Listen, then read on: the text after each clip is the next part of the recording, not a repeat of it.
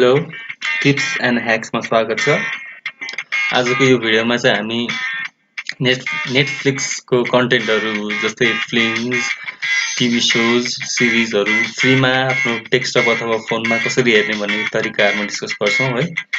अब यो तरिकाहरू चाहिँ एकदम लिजिटै हो।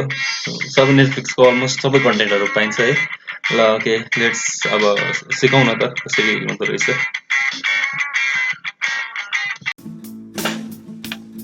फर्स्टमा हामी डिस्क्रिप्सनको पहिलो लिङ्कमा जाउँ है।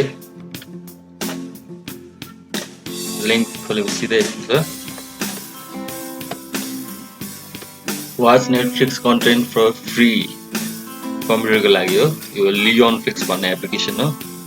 सुरुमा डाउनलोड अप्सन छ 64 बिटको कम्प्युटरको लागि र 32 बिटको कम्प्युटरको लागि। सर्टचोटि तल हेर्दाखेरि सबै बुझिहालिन्छ। यसलाई नर्मल एप्लिकेसन इन्स्टल गरेर यसरी नै इन्स्टल गर्ने हो। अनि रन एज एडमिनिस्ट्रेसन गर्नुपर्छ, अलिक स्मुथ रन गर्छ त्यसले गर्दा। अनि नेटफ्लिक्सको कन्टेन्टहरू मजाले फ्रीमा हेर्न अभाइलेबल छ यसमा। र यसको डेमो हेरौँ न।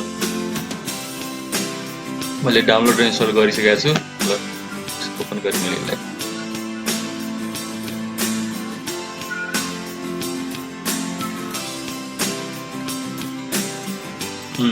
नेटफ्लिक्सको अलमोस्ट सबै कन्टेन्टहरू फ्रीमै पाइन्छ हेर्नलाई।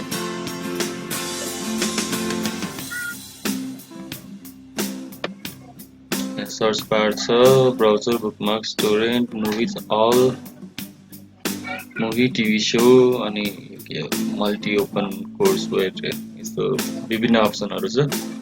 अनि इनकेस यदि फोनबाट चलाउँदै हुनुहुन्छ भने फोनबाट पनि नेटफ्लिक्स फ्रीमा हेर्न मिल्ने उपाय छ। त्यसको लागि डिस्क्रिप्सनको सेकेन्ड लिङ्कमा जानुहोस् अथवा गुगलमा गएर एचडी एपीके भनेर सर्च गर्नुहोस्। यसको फर्स्ट लिङ्कै ओपन गर्नुहोस्।